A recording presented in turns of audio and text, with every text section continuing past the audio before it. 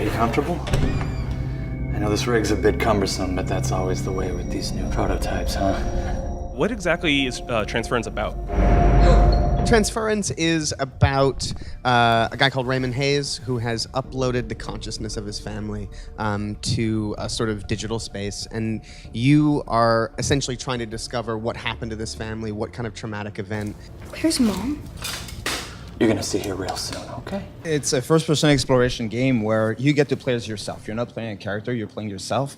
And you have to navigate between the different perspectives, like the perspective of each family member, and attempt to piece together by collecting some clues and try to resolve what happened. As you're uncovering the story yourself and looking into the Hayes family, how do you go about doing that in-game? You're bouncing between these perspectives, and you're searching for clues.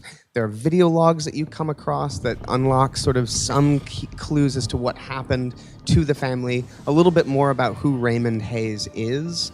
Also, there's parts of the home that are under corruption because the program is not perfect, so there's a lot of corruption, and players need to do puzzles in order to try to uncover what happened. And more that you discover these zones, more you're able to try to project what happened and try to reconnect everything. But there's really story beats everywhere. It's hidden everywhere in every perspective. Yeah, there's nothing superfluous in the game. Everything has meaning. Everything's there for a reason. If you pick up a book, there's a reason it exists.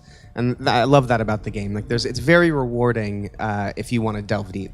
We didn't want to give any traditional objective. We wanted to be based on player's instinct. Since you're playing as yourself, you're responding to what you're seeing.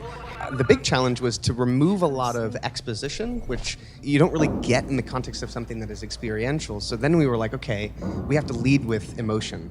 The most important thing to us is that you have an emotional experience, and then all of the information is seeded within the context of the environment that you're in for you to discover if you want or not. This game is a product of a collaboration between Ubisoft and SpectreVision. How did that come to be? We were introduced to Ubisoft at E3 from a mutual friend. We were interested in the VR space, primarily from an experiential place. You know, they flew us up to Montreal, and we sat and had multiple days of brainstorming, coming up with ideas, and it felt like we could do something. And we were absolutely thrilled. We don't have an example of games like this. We really wanted to create something unique, and I think that was important that we bounce off this idea and try to make it better each time, and we make the game evolve and the story as well. So lastly, guys, when can people play it? This fall on VR and also traditional platforms. Mommy!